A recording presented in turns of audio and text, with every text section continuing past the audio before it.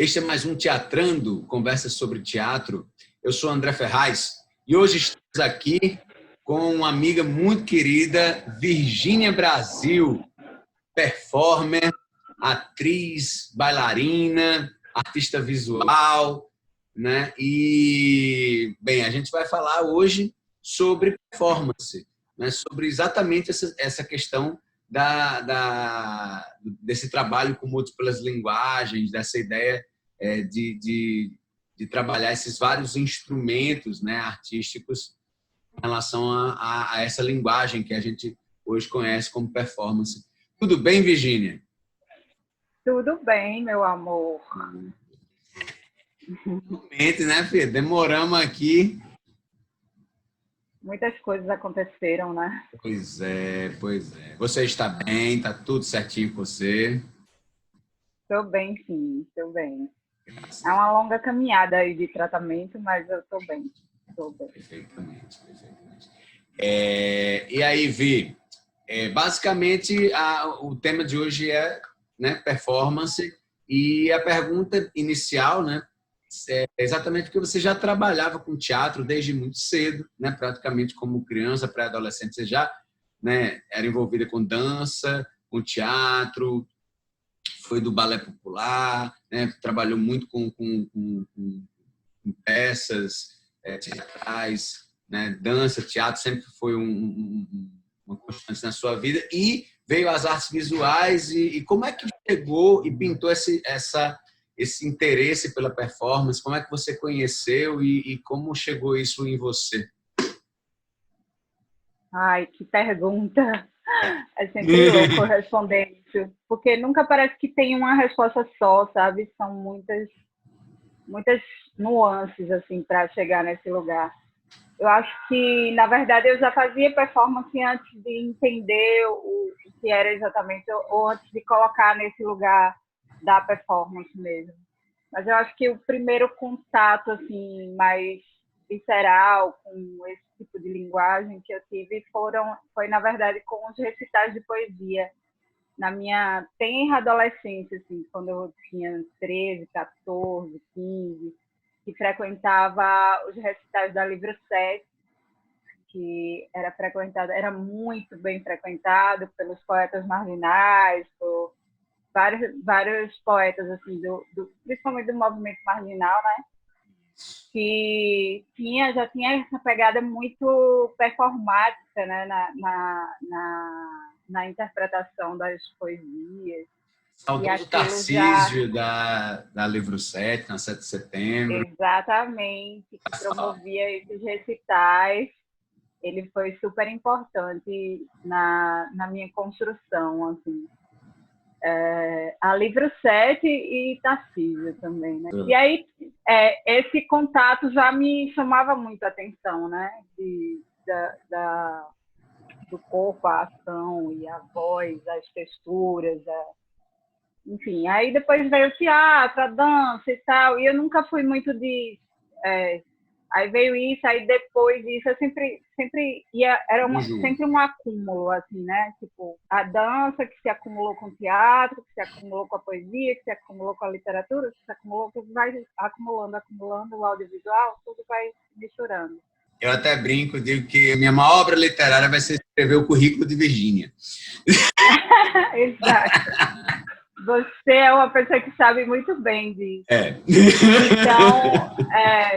Então,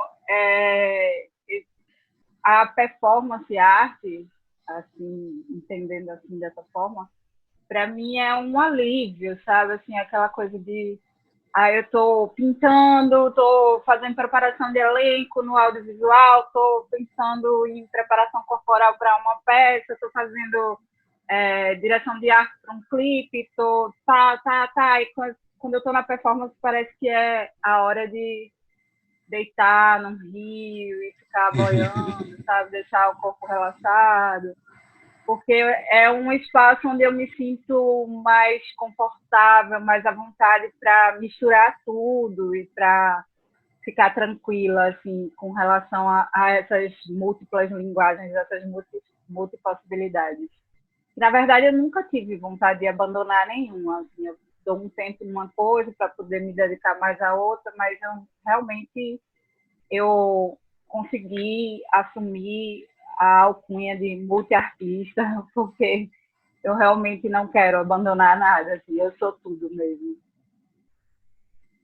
Aí eu acho que é meio por aí. Aí tem alguns episódios, Marcelo Coutinho na universidade, foi um episódio interessante, entrar em contato com a obra dele, escutá-lo e pegar o referencial que ele me passou, algumas disciplinas de artes visuais que eu paguei quando fazia artes cênicas.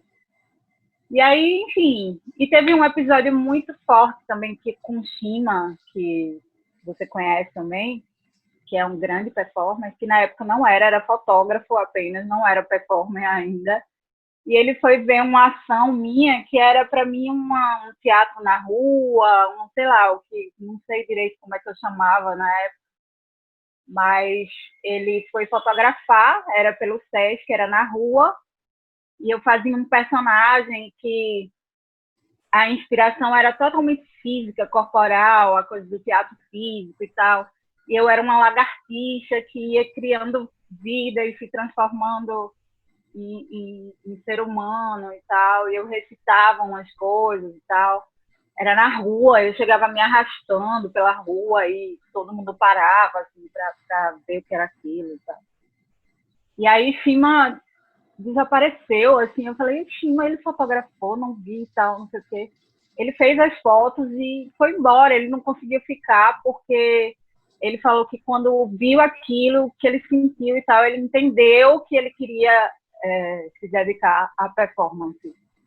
E desde então ele se dedicou muito fortemente à performance. E aí, quando o Shima trouxe para mim esse depoimento de ter ficado impactado, entendido que era performance que ele queria fazer e tal, aí eu entendi que eu precisava realmente me aproximar mais, me estreitar mais com essa linguagem, mais formalmente, enfim, sabe, ler mais, fazer um mergulho maior nessa linguagem. Isso foi uma das coisas também, né? Tiveram várias coisas, então.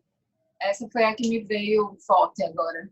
E aí, assim, por exemplo, a partir dessa performance que você fez ainda, como você fala, ainda não com o nome de performance, quando é que veio o entendimento, os estudos e quando você realmente entendeu e criou essa relação mesmo com o que a gente chama de performance, dos estudos de performance também? Aí, depois desse período, eu já comecei a apresentar a performance mesmo, assim, fazer performance, pensar e roteirizar a performance. Mas era ainda uma coisa muito ligada ao teatro, assim, sabe? Era como se fosse um viés do meu trabalho com o teatro, assim, teatral, sabe? E aí, quando isso começou a ficar mais forte assim, dentro do que eu considero que está nas artes visuais, assim, foi em 2013 para 2014 que eu realmente comecei a assumir isso como um trabalho que está dentro da performance art, que está dentro das artes visuais, sabe? Eu acho que tem essa força assim do artista, né, o criador, quando ele define esse caminho, isso se altera, né, no fazer, por mais que seja a mesma pessoa fazendo, usando os mesmos elementos e tal, mas isso se altera. E aí eu acho que foi a partir de 2013. E aí em 2014, quando eu fiz uma residência com Shima também, e aí, pronto, a partir dali foi um entrelaçamento mais forte, assim, em 2014. E me fala um pouquinho de alguns trabalhos, especificamente dessa relação com o corpo. Por exemplo, você fez algumas cirurgias, né? Cirurgias plásticas, e você transformou isso em performance, você transformou isso em exposição, essa exposição relacionou com performances suas também. Como é que você né, chegou nesse lugar de colocar seu próprio corpo dentro dessa estrutura e como é que você entende a performance nesse lugar também? Eu acho que isso é uma coisa bem forte no meu trabalho artístico, assim, sempre foi. Eu sempre tive essa coisa de testar o físico mesmo, assim, de investigar. A linha teatral que eu persegui sempre foi muito mais física do que emocional, psicológica. E, enfim, né? Então, o corpo sempre foi um elemento muito forte para mim, né? Natural que ele me servisse de suporte também, né, artístico. Dentro da performance, isso fica mais latente, né? Como eu me utilizo disso. Mas eu acho que ele está presente, que esse conceito, assim, de corporalidade, assim, do meu corpo em obra, assim, ou como obra, tá meio em tudo, sabe? Que eu faço. E acho que na fotografia também ficou muito claro, e, nos vídeos também. Recentemente eu fiz uma performance que eu apresentei no grupo Risco Experimental, né, que é um grupo de desenho e performance. Nessa performance, que é na prática de modelo vivo, né, utilizando da prática do modelo vivo, eu posei para os desenhistas. Mamãe.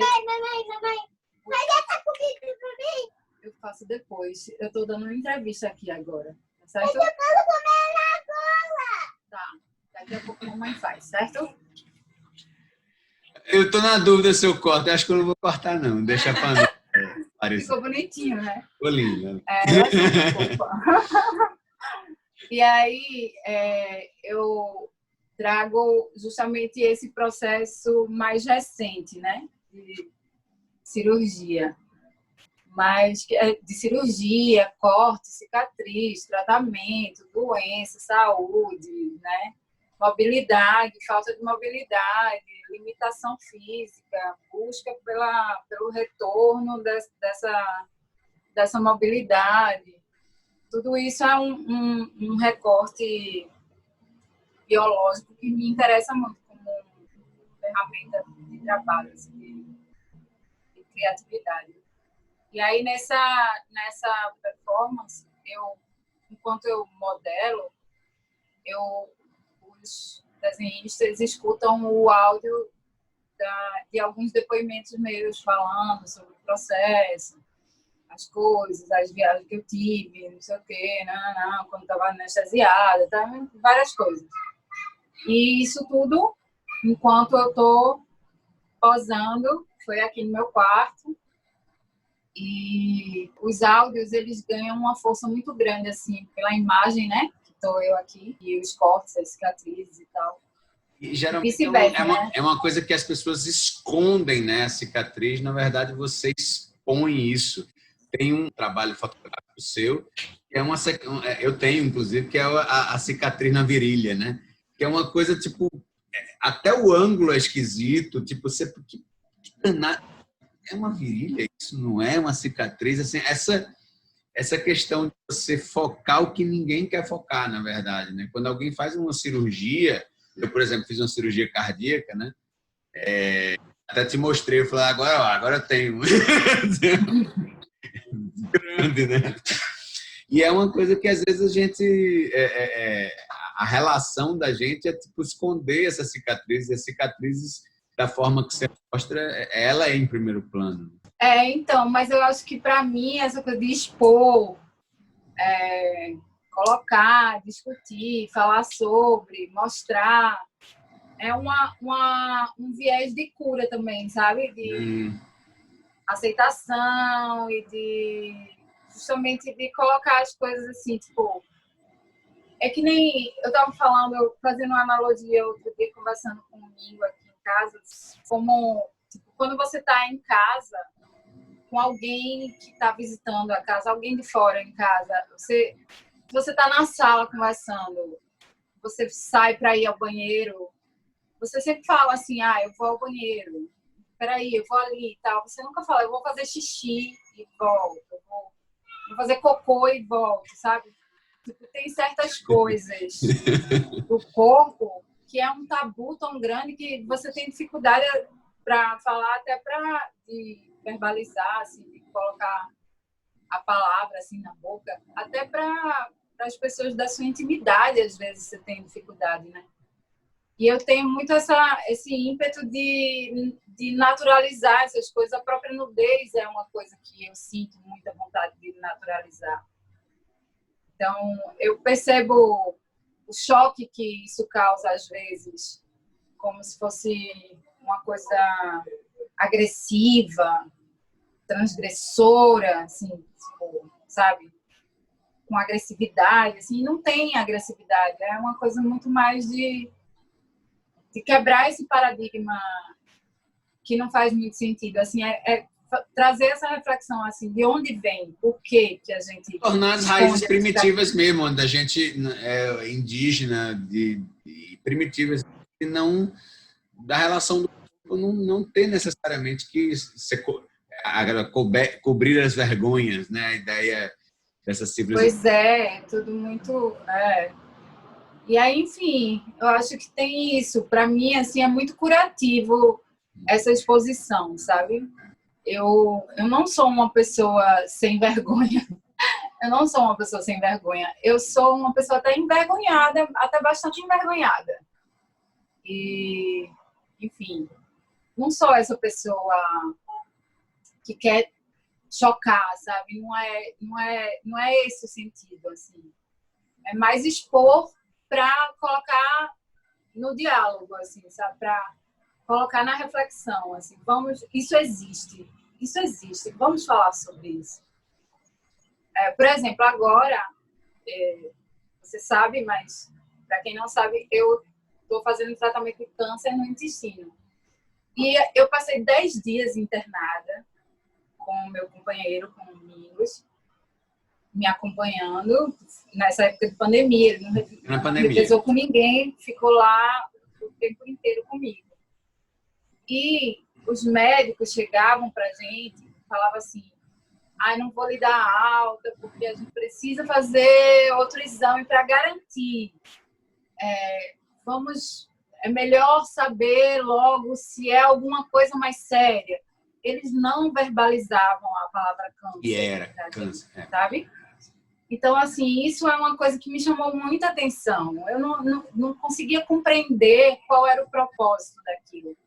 Uma dificuldade da equipe médica, a equipe de saúde, de lidar com essa notícia. Não era nenhuma dificuldade que estava em mim, porque eles nem sabiam qual seria a minha reação. Era uma dificuldade que estava neles.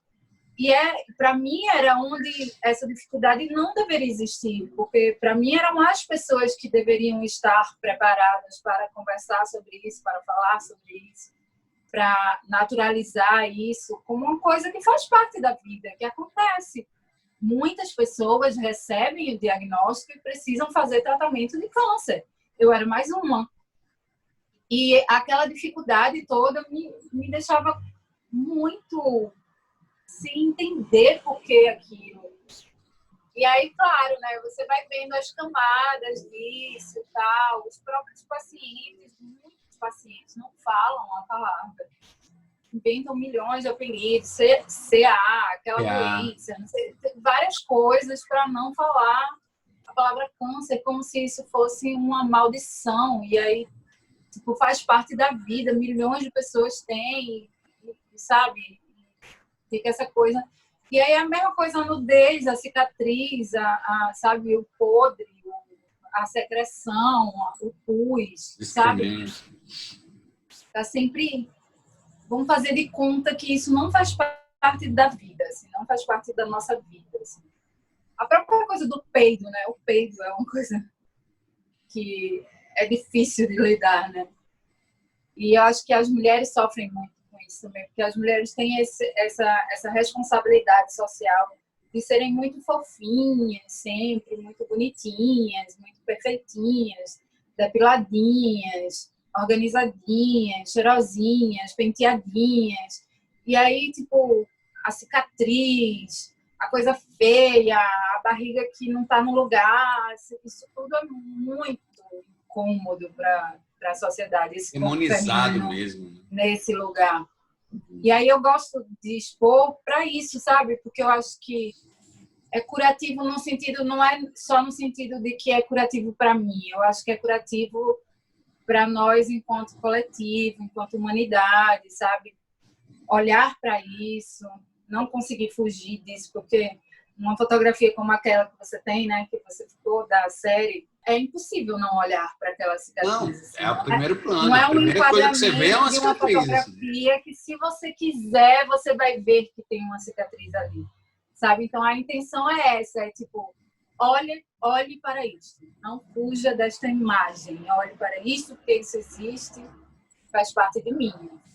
Aí eu queria fechar um pouco. Você falou de coisas muito interessantes, né? Essa coisa do que se esconde, dos excrementos, da cicatriz, da questão das doenças, do câncer. Eu me lembro muito quando, assim, final da década de 90, quando veio para o Teatro Apolo, aqui em Recife, o Zé Celso, com o Teatro Oficina, para pôr um fim no Juiz de Deus, que todo mundo só falava da cena do Pascoal da Conceição, que cagava em cena. E ninguém falava do resto da peça, que é uma puta peça maravilhosa, que eu fui ver anos depois, mas assim, sensacional, o espetáculo todo é sensacional. A cena da cagada é uma besteirinha, e todo mundo só falava da cagada. Tipo, é como se fosse, oh meu Deus, que coisa polêmica. Pois é, Deco. Eu assisti esse espetáculo e eu acho muito foda isso. Muito foda. Que reduzem um negócio que é maravilhoso. As pessoas param ali, não conseguem ultrapassar aquilo, sabe? Para ver qual é a camada que tem depois daquilo. E aí é isso. O Zé Celso vira o louco, trelocado, que colocou uma pessoa cagando em cena, não sei o que. Sabe? É tipo... a gente precisa ultrapassar isso para chegar em outras camadas, assim, para enxergar outras coisas, uma obra de arte. Isso acontece comigo, assim, muitas vezes quando as pessoas chegam para uma performance, alguma coisa, e vem um corpo nu, cicatriz, não quero lidar com isso. Aí sai de lá, não gostei daquilo, não sabe nem o que é aquilo, assim, não conseguiu nem... Isso, não estou querendo dizer que a pessoa tem que gostar ou tem que se conectar. Não, também, né? Cada um que está no seu tempo ali também, né? É bom que isso aconteça também. Acho que é uma seleção natural também. Mas é isso. Recentemente eu vi um espetáculo online, desculpa, não vou lembrar o nome da peça, o ator, não sei nome nenhum. Não lembro. O nome dele tem até a ver com... o desenrolar da peça, mas eu não consigo lembrar, enfim. Foi Galeana que me indicou esse espetáculo para assistir online. E eu comecei a assistir esse novo formato, né? Entendendo como é. Galeana Brasil, sua irmã. Né? Irmã Galeana. E aí, no meio do espetáculo, assim, no momento do espetáculo, tem uma cena que é a bunda dele que conta essa história. Ele vira pra câmera e fica mexendo a bunda, e a bunda que fica contando a história, sabe? E aí eu fiquei assim, caralho, velho, tipo, onde é que isso se encaixa e tal? Mas aí eu resisti àquilo que me incomodou e tal, e, sabe, venci aquilo. E bem depois, essa cena me rendeu reflexões incríveis, conversas maravilhosas, contando e refletindo sobre isso. Aí, o que eu acho que é importante é que, se eu tivesse me rendido ao primeiro incômodo que aquela cena me causou, assim, que é isso, nada a ver e tal, sabe? Se naquele momento eu tivesse desligado, e aí eu ia ficar com isso da peça, sabe? Ai, que louco, aquela bunda falando e tal. Mas não, eu venci aquilo e continuei, e entendi as camadas, e depois refleti. E depois cheguei à conclusão que não podia ser outra coisa. Assim, Isso a bunda! Sabe? Então, assim, é essa coisa da gente vencer, porque a arte, em qualquer linguagem, ela não tem que ser fofinha o tempo inteiro, sabe? Ela não tem que ser esteticamente agradável o tempo inteiro. Ela não tem que te deixar confortável o tempo inteiro, sabe? Para isso você vai à praia, você vai, sabe? Você faz outra coisa, vai nadar, vai, enfim, fazer outra coisa. Sabe, quando você se dispõe a entrar em contato com a arte, você tem que ter essa abertura de se incomodar também. E eu acho que quando a gente cria, a gente sente essa necessidade também de tirar o espectador, quem vai entrar em contato com esse material. A gente sente essa necessidade de incomodar um pouco, assim, enfim, de tirar da zona de conforto, né? A gente sai da zona de conforto e quer que o outro saia da zona de conforto também. E eu acho isso válido demais. E acho que o corpo nu provoca isso, que a cicatriz provoca isso, que, assim, tudo que a gente tenta encobrir, guardar na vida fofinha da gente, sabe? Enfim, tudo isso, tudo quando é exposto, causa essa reação de incômodo, enfim, de desconforto, né? É um desconforto. E isso, para mim, é interessante, não no sentido de agredir, de transgredir, de ser agressivo, mas no sentido de curativo, no sentido de cura, né? A gente precisa olhar para isso, para poder se curar do incômodo que isso causa. Por que isso causa incômodo? Essa é a grande reflexão, sabe? Muito, muito, muito, muito obrigado, Vi. Assim, antes de gravar, a gente estava... Pô, a gente vai falar do quê? Minha irmã, freestyle. A gente... Isso aqui é mais de 20 anos de conversa, então vamos... É sim, é sim. Acho que, no fundo, assim, falar de performance é falar de tudo isso que a gente guarda, dessas questões que a gente guarda e quer esconder, e, na verdade, a gente põe o que de fato é, né? A vida de fato como é. E muito por trocar com a gente essas experiências. Eu que agradeço, amei o convite, adoro conversar com a vossa pessoa, sempre, em qualquer circunstância. Então, nessa, melhor ainda, né? Porque fica aí, a gente está criando registro, memória. Sim, né? Registro, é verdade. Fortalecendo laços, afetividades, isso tudo é maravilhoso. É meu combustível. Amo. Teve até participação do Pandora, rapaz. Pois é. Sempre tem, não tem como. Não tem como não ter. Não tem. Não. Beijo, Vi. Beijo. Valeu, Deco. Todas e todos. E continue acompanhando a gente com os vídeos anteriores. Inscreva-se no canal. Continuem fazendo, aprontando. Arte, performance, tudo. E coragem. Vai dar certo. Beijo.